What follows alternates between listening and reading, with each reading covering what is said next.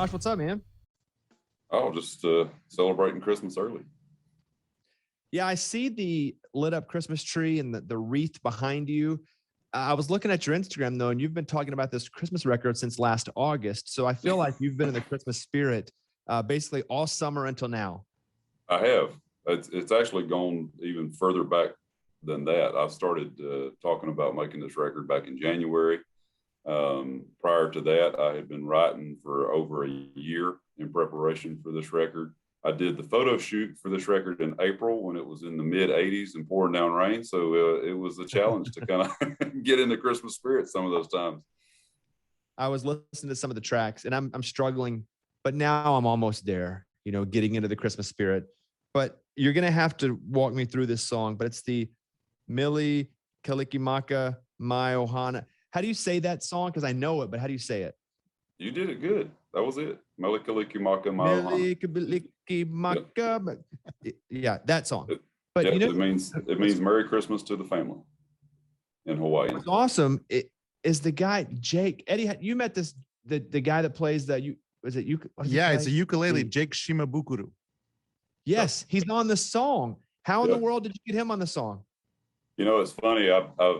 I've always admired his talent. I mean, it's kind of hard not to when you hear him play and see him play. But I had recorded this song. I had gotten my friends Ho'okana to come in and sing on it.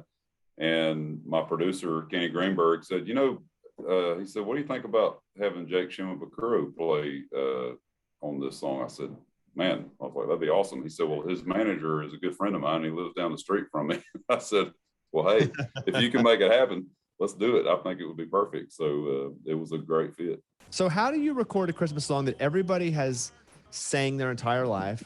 You've probably heard it recorded many times. How do you record it and make it feel like it's at least fresh when you sing it? Well, for me, it's always been my favorite Christmas song. And when I started making this record, I took a step back and I asked myself, why is this song my favorite Christmas song? And so I started digging into it, and I found out that the original version of this song was done by Judy Garland from a movie called Meet Me in St. Louis from back in the 1940s. And I was like, well, that makes sense because my favorite musical performance in a movie has always been her singing Somewhere Over the Rainbow in Wizard of Oz. Considering the technology they had back then, it just really showed what a true talent she was.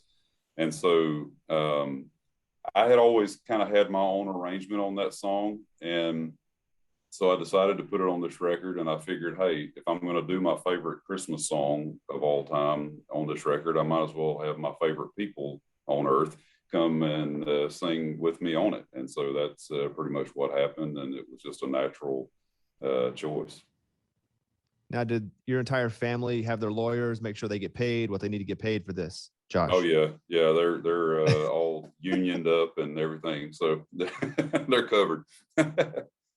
You just celebrated 15 years of the release of Your Man, which is crazy that it has been that long, but it's also even crazier and in a really awesome way that the song still plays on the radio and everybody's like, that's still the jam. I mean, 2006, what was happening with Your Man? And was it always going to be a single, or was it one of those songs where people are like, all right, let's record it and see what happens?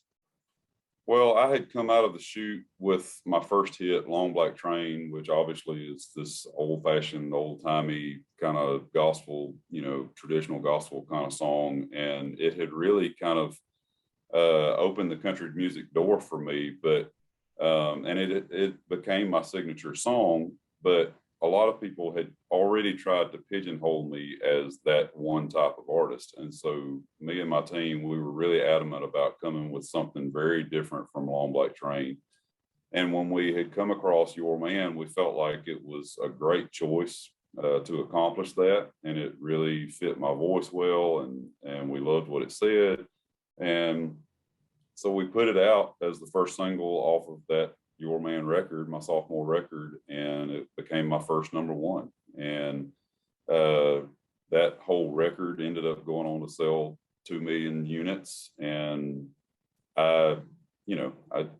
after that record had come and gone, I thought that was the end of it. And then next thing you know, Scotty McCreery singing it on American Idol, and and kind of gave it a rebirth. But even before that, I had gone and done the CMT cross country show with Randy Travis, and when that show took off, CMT started playing it over and over and over again, and so that the sales skyrocketed, the exposure of that song skyrocketed, and it's just kind of, and then Chris Stapleton kind of becomes the hit artist that he is, and people find out that he wrote it, and it was just like this snowball effect, and people, like you say, people still to this day, they love it. Have you and Stapleton ever performed it together? Scotty and I have, but not me and Chris. I've never really thought about that. You and Scotty singing together, I just feel like that would be a competition on who can get lower. It's like the limbo with the voices, like how low can you go? Chris and I have written together before, and it was very challenging because he's way up here and I'm way down here, and trying to find a key that he and I both can sing in is kind of a challenge. We were talking about your family earlier, and as we get closer to Christmas, you have 4 boys. I'm going from memory here. You have 4 boys, am I right? Yep. What is Christmas like at your house with 5 males and your wife? It's a lot of energy, a lot of testosterone. I just try to make sure they don't break anything. So that's if we can get through Christmas without breaking too much stuff. I mean, you should have seen us. We've already put our Christmas tree up and putting the ornaments on the tree. I mean, it was like a demolition derby. It was like, just see it. I mean, like we had so much like broken ornament glass all over the floor. It was just a hazardous area. It was kind of crazy. Do any of your boys have your voice? Not yet, but I went through puberty twice, so voice? I mean, there's still hope. Oh, you had a voice change twice in your life? Is that what you're saying? My oldest is 15, and his voice is starting to change a little bit, so he's probably going to get there pretty soon. I just imagine them being born with beards. Like that's what I imagine. One of them almost was, yeah. Josh Turner is on with us. He's got a Christmas album that I hope you guys check out. We were talking about that a little earlier, but I also want to take a second and talk about Macy's Wish List Wednesday, which is one of the reasons that Josh is on with us. And now's the perfect time to get gifts. Macy's has toys and games for the whole family, or the perfect gift for that one person in your life who is still young at heart. All right, there's a whole list here. And on the list, I did see Hot Wheels, and you do have 4 boys. Are they into Hot Wheels at all, Josh? Oh, yeah. They love Hot Wheels. They love all the monster trucks, all that kind of stuff, little racetracks and all that kind of stuff. So, yeah, that's definitely a good item for them. And now Toys R Us is at Macy's, so it's games galore. And so check out Macy's.com/wishlist to build your own wish list for all your gifting needs, or you can make your own wish list. Go to Macy's.com/believe. You can write a letter to Santa, because this week, for every letter submitted to Santa online, Macy's will double their donation to the Make-A-Wish Foundation, donating $2 for every letter up to $1 million. So that's in addition to the $1 million they've already committed. Well, it sounds like the Turner Christmas is awesome and just filled with love, and that's really cool. The record is amazing. If you're looking for a Christmas record, it is called King Size Manger, and it's got classics, it's got originals, and it is Josh's first Christmas album. Why did it take you so long, Josh? Good question. I've just really been focused on trying to establish myself as an artist and just trying to have hits, sell records, just build my fan base.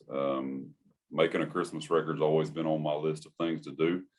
But, after I had made my first gospel record back in 2018, and we saw how much success we had with that, we decided to do a couple more passion projects. So I did the Country State of Mind record that came out last year with all the classic country songs on it.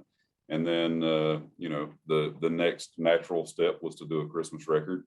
And I had plenty of time to work on it. So I did, and I'm very proud of this record. You're all over the place doing the Holiday and the Hits tour schedule. And I was looking at some of the dates, and a lot of the cities that the show is in: Vegas, you're in Arizona, Iowa, Minnesota, Michigan, Wisconsin, Michigan, Tennessee, just kind of looking down the list. But you're playing Christmas songs here. Do you still play Your Man? Yes. Oh yeah. Yeah. I play, most all of my hits during the show, and a good handful from the King Size Manger record.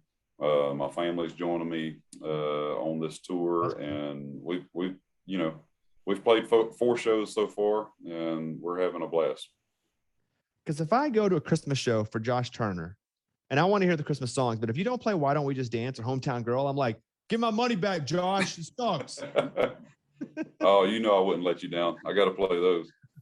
All right. Appreciate that. All right. You guys follow him at Josh Turner Music. Check out King Size Manger. It's the Christmas album now that's out. And then Macy's Wishlist Wednesday. You guys go to Macy's.com/believe. Write a letter to Santa. Also help out a good cause. Josh, Merry Christmas, buddy. Talk to you soon. Merry Christmas. This is a Bobby Bones show.